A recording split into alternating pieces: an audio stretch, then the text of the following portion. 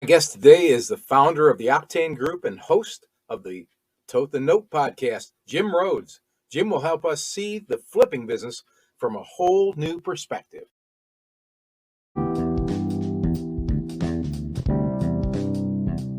If you buy and sell vehicles for a profit, or you want to, you're in the right place. This is the Flipping Genius podcast. Our number one goal is to help our listeners make more money. Every episode, we share information, ideas, and experiences of real-life car flippers. I'm Randy Lee. I'm the host of Flipping Genius. I've flipped cars most of my life. For over a dozen years now, I've been a licensed dealer. I am working to build the best podcast about successfully flipping cars for a consistent profit. Let's get to it, flippers. Hey, everybody. Thanks for tuning in, flippers, to the Flipping Genius podcast. I'm really honored and excited today to have Jim Rhoads, the founder and CEO of the Octane Group and the host of a fantastic podcast called Tote-The-Note. And Jim, thank you for being a member of our flipping forum. Of course.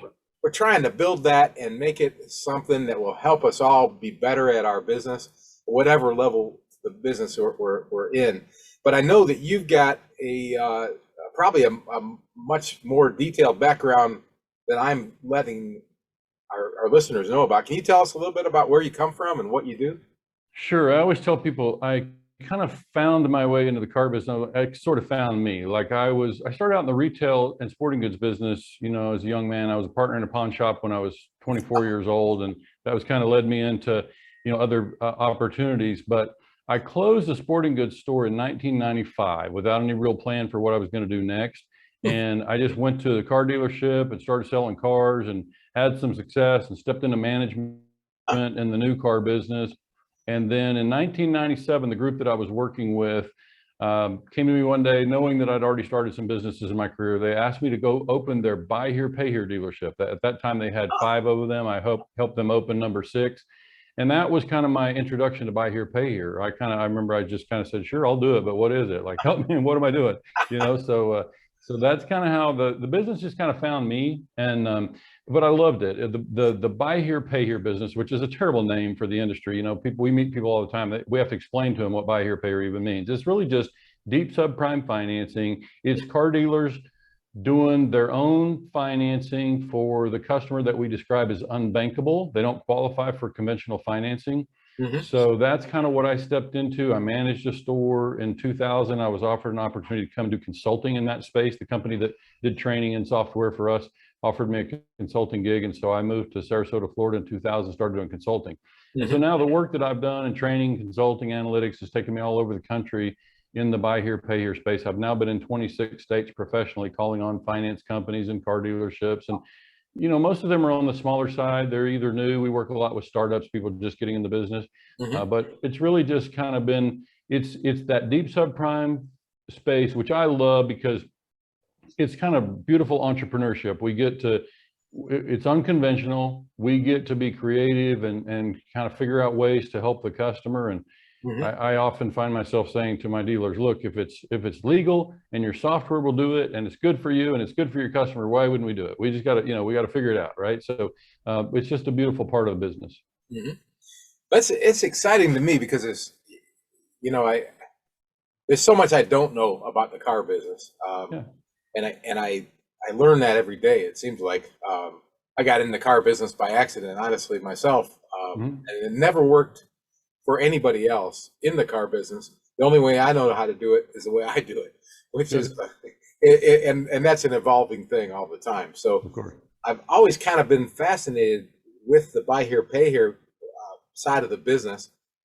Although I have to admit I was completely ignorant really about, and I probably still am, because I'm learning from your podcast. I'm learning as I go.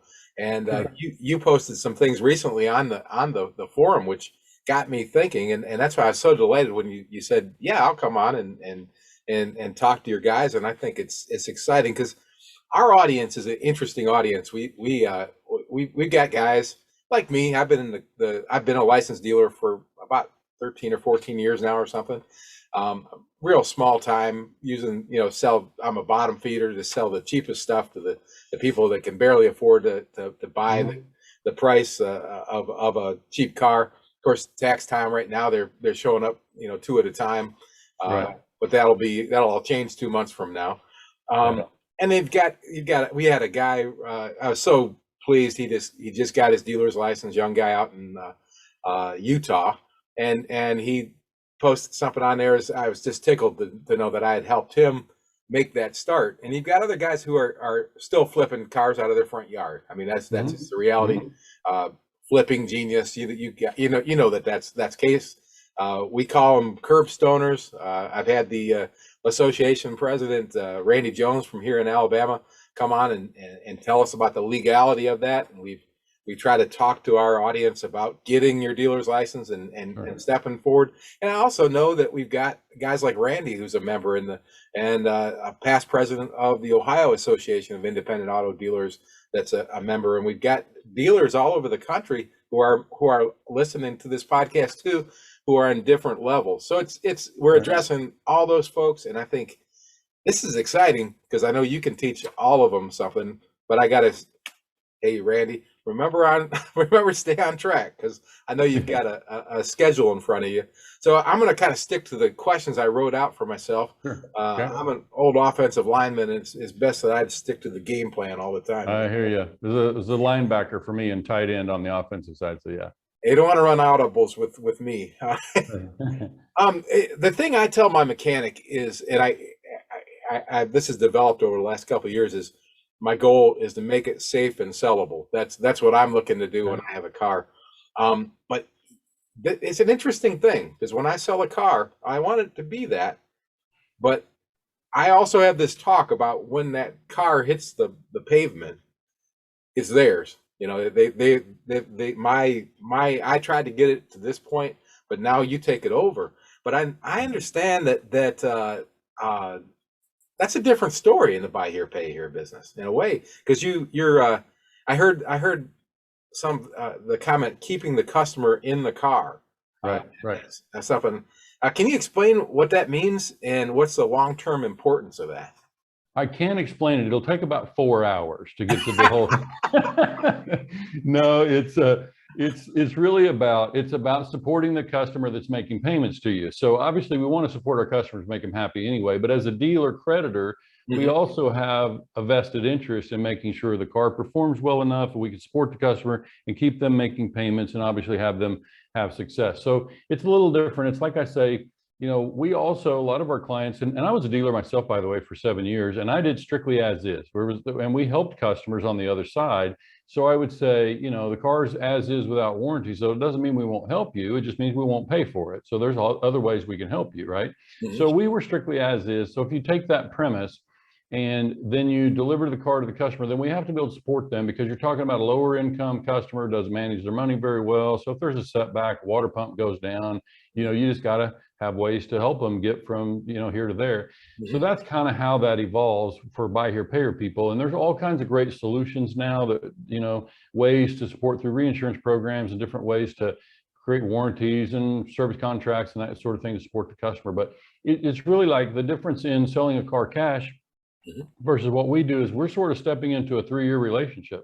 I mean, now cars are expensive. It might be a 4-year relationship with a customer, but the idea is that we're really stepping into a relationship of sorts. And so we have to be prepared to support that in order to make it, then nurture it to make it work well. Yeah. And it's just a whole different mindset. Although I'm learning from you, because I do talk about that as is, but I like what you said there. Certainly I'm not trying to leave people in the lurch and say, forget where I'm at until you're ready to buy another car. Sure. I liked what you said. You've been doing this longer than me, so you say smarter things. I tell you one, and I've learned from some smart people. I have to tell you the story about a woman that I met who was a dealer up north, and she used to tell her customers, look, when you drive out of here, if the car breaks in 2 pieces, you own both pieces.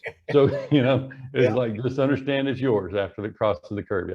Yeah. I understand from some buy here, pay here guys that I've gotten to know a little bit at the dealer auction, that and I heard you mention it about warranties and things like that. Now, is it common that let's say that water pump goes out on the car and it's a Lincoln MKZ like I sold this week, and it costs $2,200 because you got to pull the engine.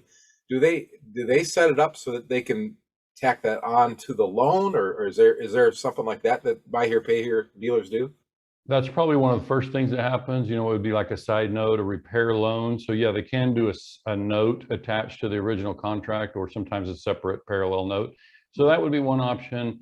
The reinsurance program allows the dealer to either offer the customer a supplemental service contract, just like they would through a third party, but they can sort of self-insure that and enjoy the profits from that program. And then they can also do a warranty instead of a service contract. They can set up their own warranty program. They just build some into a fund and they support the customer that way. So, but that's also intended to be a profit center for the dealer, but it provides support for the customer throughout, you know. And so I often say, even if that program broke even on the reinsurance side, at least you would have solutions to get your customers back on the road quickly, which is important to everybody. We all need our car yesterday, you know. So it's like you have to have solutions to be able to get repairs turned around quickly and keep the customer happy. And in our case, you know, you think about it as it's a cash flow stream. Customers are paying $400 a month for 3 years. We don't want to interrupt that cash stream. We want to keep them making those payments and keep them happy. So and they're referring friends and family members all along the way, we hope. So it's all a part of that support program. Yeah, it fascinates me to, you know, it's a whole different business model. Yeah. And I work hard to try to get those referrals to come in, and I even work with other dealers to try to get referrals going back and forth between us. But I definitely can see how the more I think about this, the more I think that this is a pretty smart way to do business. Well, dealers do really well with it, right? I mean, and it really, it's obviously attached to the car business. But I often tell our clients that we meet that are stepping into the business new, yes, you have a dealer's license and yes, you have cars on your lot, but you're really stepping into the finance business. Cars just happen to be your product, you know, but it's really, it's a finance business, and it's a tough time for buy here, pay here. Used car prices are way up, as you and your audience know really well. So it just means the risk per contract for the dealers is as high as it's been. You know, on a 10-year-old car with 120,000 miles, there's a lot more risk in that contract now than there was 2 years ago. Yeah, and that's one of the things I was hoping to talk to you about, because you had opened my eyes with something you had posted on our flipping forum group. And guys, if you're not a member of the car flipping forum, you really ought to join. It's free to join, and my whole goal is to get all of us sharing with each other, and both our victories. Those are fun to read, but also the difficulties we're facing. And as we get professionals like Jim to join, I mean, he knows so much about different elements of the business that frankly, it's a no-brainer to be a part of it. And it is growing. We're close to 500 members, and they're active guys, and it's getting to be more and more active people. I shouldn't say guys. I'll get myself in trouble. Right. And it is growing. So yeah, definitely get on there and you'll see what I was referring to. A couple other things, and I've been listening to your podcast, and I'm probably just enough to be dangerous now. You know, that's one of the things I heard you say today was collection efficiency. That seemed to be an important thing, at least at the moment when I wrote it down. Can you elaborate about that? Yeah, of course. My wife and business partner tells me sometimes that I get a little too technical with some of these kind of explanations, so I'm going to try to keep it high level. Basically, what collection efficiency is a way for us to measure the amount of money we collect from the portfolio. You know, if you think about a portfolio having 100 contracts and those customers owe you $100, you know, this week or whatever, then the portfolio is projected to bring in a certain amount of money. So what we then do is we track those projections, and we track how well we actually collected that money. The main thing behind that, Randy, is that we're trying to help dealers think of tracking in a way besides just delinquency. It's easy enough to look at a report and say, okay, I have 100 customers and 30 of those are past due this morning, but that doesn't tell the whole story. So with collection efficiency, we try to measure how well are they paying, even if some customers are paying late, some paying a little early. Are we doing well getting the money in the bank? So that's the percentage that we try to look at. Now, the thing I thought about, the thing that scares me, of course, is another one of your guests that talked about term I've heard, lender of last resort. I mean, that's really what you're talking about. I know they come to me and they ask, do you do financing? And I quickly say no. You know, it's not been a consideration of mine. I went to a meeting last week at the through the Independent Auto Dealers Association with a third party lender that's prepared to step in and do that lending, and they talked a lot about the warranty program you talked about, and about the benefits that I could see. It was interesting to me, but it scares me. You know, I'm a cash guy. I'm a Dave Ramsey guy. I don't want to even have a car payment anywhere near me. But that's you know, what is the advantage of you know, being the bank when everybody else says no? That's a pretty scary thought to me. But how do you balance that? Of course, there's a fear factor. We talk about that. You know, as a consulting firm does what we do, we think we ought to have a lot more clients, right? Well, we don't, because the dealers have some level of fear. Like if you just take an independent retail dealer, regardless of their size, and if they would have an opportunity, like they pass on customers every day, right? Because they can't get them approved at a third party lender, and they miss the opportunity to do business, even though the customer's got $1,000 or $1,500 down, they can't solve the problem. So the customer still needs transportation. So at the end of the day, you're right, we can be a lender of last resort, and we can create a solution sometimes that makes sense for us as the dealer. And really one of the big distinctions that I don't hear people really talk about enough is that if you're a third party lender, then you're creating a loan agreement for this customer that you don't meet. Whereas the dealer, we meet the customer in the office, we can do a little more extended application, get to know the customer a little bit, and we're really providing financing in our own inventory. So not only do we have the benefit of the finance income in the contract, we have the profit markup in the car. So we have, you know, two ways to profit, a little more what I call reward for the risk that we're taking. So that's why it makes sense for this dealer sometimes to take on this customer. And I always tell people, if you're thinking about getting in the business, you got to really be careful, be really thoughtful and forward thinking, because it's more than just a paycheck kind of business. We don't really recommend people get in this business thinking only about profit. You really have to have a long-term strategy. I think it also helps to have some level of passion for this customer, to support the customer and help them, because if you don't, it can get to be a really frustrating business. If you don't recognize that part of what you're doing there is trying to be an asset to your community and solve a problem that, you know, to help people with transportation where there's a need. And so if we don't come at it that way, then, you know, it can sometimes be a pretty miserable experience for people. But there's a lot to learn. That's what you're talking about with the fear element, is it's not the business for everybody, right? It can be pretty capital intensive.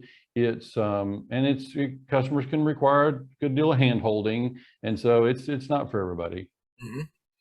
Yeah, it is, but it is a huge need. I mean, there's no doubt. The people, I know they have to have a vehicle to get to the job that they, in order to make the money so that they can pay for the vehicle. And it's kind of an evolving problem. To be honest, as I go to the car auction every week, and as I see the prices going up, here's my thinking. My thinking, until I heard listened to your video a couple weeks ago, I thought these buy here, pay here guys, and by the way, I didn't call them guys. I have another term. They're going toe to toe with me, and I think I can pay $1,400 for that car. I'm gonna have to put $600 into it, and then I want to sell it for $3,400, and I'll walk away with $1,000 profit, which is my goal. And then that guy buys the car at the auction, the dealer auction, for $3,200. And I'm thinking, what's this guy doing? And I always thought it's got to be a buy here, pay here guy. They can make as much money as they ever want. That's I'm just giving it. I'm not saying this is the fact, guys. I'm just saying this is Randy Lee thought in the auction lane. And I really thought this is what's happening. These guys are driving these prices up. But then you posted a video, and Jim said, they said that the folks that are their customers, they don't have unlimited resources for down payments. They don't have unlimited resources for monthly payments or regular payments. And those cars do have a finite value. And all of a sudden I thought, oh, wow, this is not just I really thought these guys all had the golden goose, and there's no way they could lose. Sure. So we're in a weird time, Jim, where these prices going up are affecting the buy here, pay here guys too. Absolutely. Yeah, that really, that was a great video you made, by the way. And oh, thank you. Excellent job with your podcast. And in addition to wear on all your other hats, you got some skills, man. I appreciate that. We've been out there doing this for a while. We've learned a few things. So yeah. I'm kidding. Now you had a solution though. That was what great. You didn't just say, "Oh well, that's the end of the story." Right. Tell us a little bit more about what you said there. Yeah. So the solution on what you're really talking about is the term of the loan. Like with these cost of cars going up, the customer has a limited down payment. Typically, we're going to negotiate with the customer for as much as they can do, and then we're going to negotiate for the payment, as you said. So taking that example that you mentioned, those dealers will buy that car for that $3,200. They're still going to have to spend that $600 in reconditioning. They're going to own it for $4,000. Well, maybe they're going to get $1,000 down or whatever. They're going to have $3,000 of risk or exposure in their contract. But the part that we were talking about in the video that you're referring to is that I'm saying that we kind of are in a dangerous place when we take a higher cost car and we serve it to the same customer with the same payment, because we got two ways we can go. We can hold out for more down payment. We might not sell very many, which is not a very good solution. We can hold out for more car payment, or we can require the customer to pay more car payment, and they'll agree to because they're in a tough spot. But then we know that doesn't look like a very good recipe, because the customer's not going to be able to manage the payment. They're going to fail. So the alternative then is to lengthen term. Well, when we start lengthening term on the same car that we were buying 2 years ago, it's the same car, it's the same kind of finance structure, and now we add onto the end of the note. Well, I'm just trying to make sure dealers are recognizing that there's probably a payday coming on that. Like there's a day of reckoning, sort of, without sounding overly dramatic. It's like when we postpone that 2 years from now, we're going to be experiencing those write-offs, and maybe earlier. But the reality is, it's a tough thing to kind of describe, Randy. It's like I talk about it in terms of the reasonable life expectancy of the car. When you buy a car, you have some idea. Well, there's no crystal ball. None of us can be sure if this car is going to last a year or 4 years, but we have some sense based on our experience with miles and just history of that particular model of car or whatever.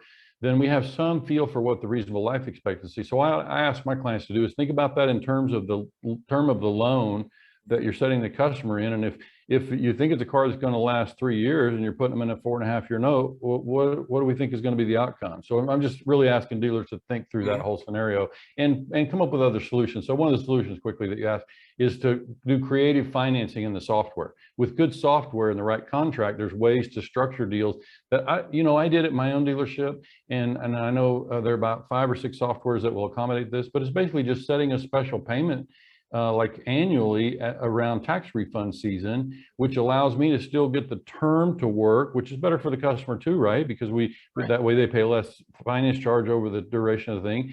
So I get my term in a something that's more workable relative to this, life expectancy. And now I've got them agreeing to make payments of $800 or $1,000 each year at their tax refund, which lets me keep the payment more comfortable. Right. I can keep the term right and make it all fit. So it's just a creative way to solve it. It's like it helps to make it make more sense. Most of the dealers that we work with actually have a risk period of more than 12 months, meaning the customer has to make more than 12 months of payments to cover just their cost in the car. So now if you just scheduled your first payment 12 months out, at least you're helping to offset your risk period. And so there's techniques that we can teach dealers on how to be successful with those payments, how to get the customer to agree to get those payments in. It takes a little reminding, but we can be successful with that. Yeah, I love that. I mean, it makes perfect sense to me, and you do a terrific job of explaining it, which I assume is a big part of what you do at the Octane Group. Can you tell us a little bit more about what the Octane Group is and what you do in what did you say, 26 states? I've been in 26 states professionally, calling on dealerships since I started consulting in 2000. That includes the work I did with that company back there, and then the travels I've had independently since then. But yeah, there's several different things we do. I think the main thing for people to understand about what Octane's doing, for the last year, my wife, she stepped out of her corporate job and joined me a year ago, and we've spent the last year focusing on making our business a little more scalable so we can reach and serve more dealers. But one of the ways we did that is by creating an online training course. So that's the biggest thing I would have people understand. There's all kinds of levels of services and support that we can provide for dealers, but it starts at a really low priced entry for just general education on buy here, pay here. So it gives people a chance. We just sort of go in there and upload, you know, all these videos, and I think we're at like 100 different topics in there now. And so it's just kind of taking our knowledge and making it in a way that's more deliverable and people can absorb it at their pace. And so that's the first thing for people to understand about what we've been doing, is trying to make education more attainable for more dealers, right? I need to interrupt you right there because I have a thought in my head and got to get it out of my mouth real fast. Yeah. How you said the word scalable, and how small can you be and be a successful buy here, pay here guy as far as how many vehicles you're selling? Super small. I think that the answer to that kind of ties back to overhead. In fact, I can try to remember to share. When I share this video, I'll share a link to a little recording that we did on something I call the volume formula, because when I meet a new dealer, I pretty much tell them, look, if you don't expect to do 10 deals a month at least, it's probably not worth engaging in it.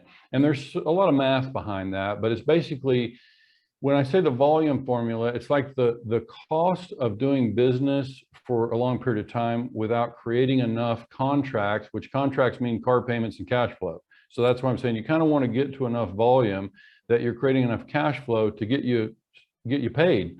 You know, as a dealer, we want to see you make money at it. And you kind of, if you go too slow and you don't create enough contracts, then most of your money that's coming in gets eaten up in overhead, and we don't really get ahead. So it's kind of like I say, there's some kind of math behind that, but that's the short explanation of why I'd say, you know, can you make it work? Yeah, if you're your transmission shop and your overhead is kind of covered in other ways and you don't have any direct overhead maybe associated with that, but we all have some overhead. Software, you know, maybe we're going to have to hire a collector at some point, whatever, we're going to have some level of overhead. And so we just don't like to see dealers go so slowly that most of what they bring in gets eaten up in overhead. This is really cool. I honestly, I didn't know about your I don't know the answers to a lot of the questions I ask. I think it's yeah. Well, I'm hoping you don't ask me one that I don't know. So we can make one up, I'm sure. But right. So the training, can you tell us what that costs, or is that something they need to go someplace? Oh, yeah. No, it starts at $29 a month, and we're just kind of making it out there where, you know, people can get in and then cancel anytime. We're trying to make sure that, in fact, we're at a stage where we're really just asking dealers, get in there and give us feedback, because if it's missing a piece that you want your people to know, then we're happy to talk about adding that. But yeah, we're just kind of at this stage where we want as many people to see it as possible. One of the challenges we have in Buy Here, Pay Here is that there's so many different business approaches, business models. It's not like if you know a Chevy store and all the Chevy dealers do business the same way, right? In a franchise world. And even used cars can have a little more consistency. With us, business models are all over the place. You know, how one guy wants to do business in Alabama may be completely different than a dealer in Texas. And so they're just different approaches. And so that's why for us, we kind of stick to the things that are really foundational and fundamental about the business. And we try to make it as, you know, as inclusive as possible. And then just with that in mind, and like I said to somebody the other day, if you're a Buy Here, Pay Here dealer somewhere and we have 10, let's say an example, I had 10 videos maybe on a sales module, and then you really only 4 of them apply to your business. Well, at least that's 4 that you don't have to create yourself. That's 4 that you can plug in a new hire and show them and know that they learned exactly what you learned and what you wanted them to know. So that's why we like video, is it gets the material very consistent, and we know that trainee was taught exactly, and if they're not doing it, it's not because they weren't taught. We know exactly what they heard, you know, the way they were taught. So that's one of the other things we like about video. It creates that sort of, it adds a layer of accountability for a dealer when you can do that. What a tremendous tool. That's awesome. Really, I'd like to do, with your permission, is once you give me the links to how they can access it, I'd like to put it on our resources page. Oh, of course. So they can go directly to you. So if you're listening to this, I mean, the thing about podcasts is, you know, Jim, they could be listening to us in the year 2035 or something like that. That's true, I guess. Yeah. And so when you're listening to this, by the time you're listening, you should have that up on a resources page. And who knows, maybe it'll be at the point then where it'll just be going directly to your brain, and you'll be able to nice. put it on your eyes or something. There you go. But for now, let's just assume it's a link. Right, exactly. Yeah. And you'll click on it. So you do some in-person training though too, I assume. We do, and you know, as needed, people call us out if they have that sort of requirement. We're kind of moving to a place where, you know, in this industry and in a lot of industries, consulting is kind of a dirty word. Like if you think of a consultant, too often the impression is somebody that you're going to hire to fly in for a couple of days, you're going to pay them a big chunk, and they're going to kind of assess your situation, and they're going to give you some tips, and then they're going to get on a plane and go home and leave you to kind of figure it out. We move more to a coaching solution. We like to be kind of an ongoing coaching solution. My wife Michelle comes from systems and processes background. She's an implementer. Like, we like to help dealers figure out what the problem is, offer them some solutions on how to go about implementing it, and they can have different levels of that. If you want us there every week, we can, you know, it can look like this. So that's kind of, we're more moving more to implementation and coaching. So it's kind of a, yeah. That is great. I think I think you hit it right on the button there, because I see a lot of stuff like that where they're going to come out and, you know, take your money and leave. So, and you mentioned scalable. Is the Octane Group, are you growing it? Are you adding more folks? We're growing. This last year has really been a build year for us. So, I mean, as I said, focusing on getting that thing, of course, to getting our own podcast, you know, up and ready to go out, and a lot of networking, you know, with my wife Michelle being involved in our business. We've been out there, you know, conferences and speaking and getting reconnected with people that, you know, maybe I've lost touch with over the years, and, you know, getting them to meet Michelle. And so that's really what the last year's kind of been a build year for us. We've been out there doing a lot of that. Now we're at a place where we are in a position to take on, you know, more business and add more clients. And so we're starting to grow in that way. But it all started with the Institute. Like, we want to be able to make sure that anybody we bring in there, we can put them on that foundational level education first, and then we'll be able to add, you know, on top of that. And it just keeps me from having to tell the same stories, you know, over and over again, right? Sure. So what's the best way for them to learn more about the Octane Group and about what you're doing? Well, probably just our website. They can find the Octane Group, and there they'll find a link to that education platform, which we call the BHPH Institute. So they can either go to, and BHPH, of course, to buy here, pay here. So they can go to bhphinstitute.com, or they can go to octane.group. We're not a .com at the consulting side. We're octane.group. But yeah, they can find us that way. And then, of course, our YouTube channel. Okay. And now, how many episodes do you have out? It's the podcast is called Tote-The-Note, right? Tote-The-Note. It's brand new. We really just had our very first episode syndicated, so it's out there, you know, across Spotify and those channels. And then we've been doing YouTube for some time. A lot of what you see on YouTube is what we would think is just educational releases, you know, on certain subjects. But now we're actually starting to take our kind of our branded Tote-The-Note podcast through YouTube as well. So yeah, we're just going to kind of release it to YouTube first, because we can turn that around more quickly, and then it'll go over to the podcast channels on at least on audio form. But yeah, that's kind of the direction we're going. But we probably are on episode number 12. I think we've recorded several that are in production now. We recorded 3 yesterday. So yeah, we're just now really getting in the groove on that part. Yeah, you're a busy guy. Hey, and guys, I'll put links to the Tote-The-Note podcast that I found, because I really got some great value listening. You guys are smart. I appreciate that. I'm gonna tell my mom you said that. It was fun. It's so cool to be able to learn. Like I said, every day is a learning experience to me, because I don't know if I'm doing it the right way or the wrong way. I'm just doing it the Randy Lee way. And so far it's putting money in my bank, but I know there's a better way to do it. And I'm excited about learning more from you as I watch what you're putting on there. Cool. And so if flippers out there, go to flippinggenius.com. I only afford the one with 1 G in it. See it above my head. If you're watching the video, and I'll put links to Jim's podcast, and I'll put links to the Octane Group, and we'll also put links to the BHPH Institute, so you can see all that stuff. And we'll just keep getting smarter and smarter. It's going to be a lot of fun. So our heads will be bigger or something. That's right. Well, I appreciate. We're going to obviously spread the word about what you do over at Flipping Genius as well. So we appreciate the invitation to get involved here. Well, thank you. And I know, I mean, obviously you got a ton of stuff cooking, so I'm going to let you get going. Before you do, is there anything else that you want to share with the Flipping Genius audience? Something else I forgot to ask you? No, I just think for those that are contemplating buy here, pay here, maybe there is even a flipping scenario to be aware of in buy here, pay here. Like the opportunity, if you really don't want to service these contracts for 3 years or whatever, there is such a scenario where you can originate contracts and batches. And maybe if you had enough capital, you could season them. And what I mean by that is let the customer make payments for 3 months, and then you could take that batch of contracts and sell them. There's plenty of outlets for selling those contracts in bulk.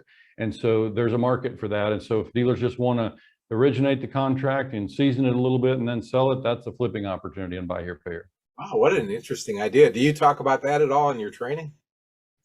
We haven't much. We're really in the business first and foremost of teaching dealers how to service their own paper. I mean, that's really what we live every day. But we recognize that there are dealers out there doing this. And right now with the high cost of cars, it's a model that, you know, is worth looking at. It can do some of both. It could be that you originate 15 contracts and you sell 10 of them and hold the other 5. You know, there's all kinds of scenarios there, but there are plenty of people that we know that are in the business of buying that bulk paper. They reach out to us all the time wondering if we have any dealers wanting to sell. And so that opportunity is always there. Well, that's pretty exciting. Yeah, I know there's so much more that if I was smarter, I would have had more questions to ask you. No, you're fine. I'm happy to come back again. Yeah, we would love for you to do that. I'll think of some more things to ask. And folks out there, you know, through the Car Flipping Forum or through questions at flippingquestions@gmail.com. Send me your questions. Send me things that, you know, say, hey, Randy, you dummy, you should ask this, you should have asked that. And we'll have a second chance. And I would greatly appreciate that, Jim, if we could meet up again. And of course. Yeah, I think it could be really cool. Yeah, Hey, consider it done. Well, I'm gonna let you go, Jim. Hey, everybody, let's work together. Let's make some money. Let's all become flipping geniuses. Nice.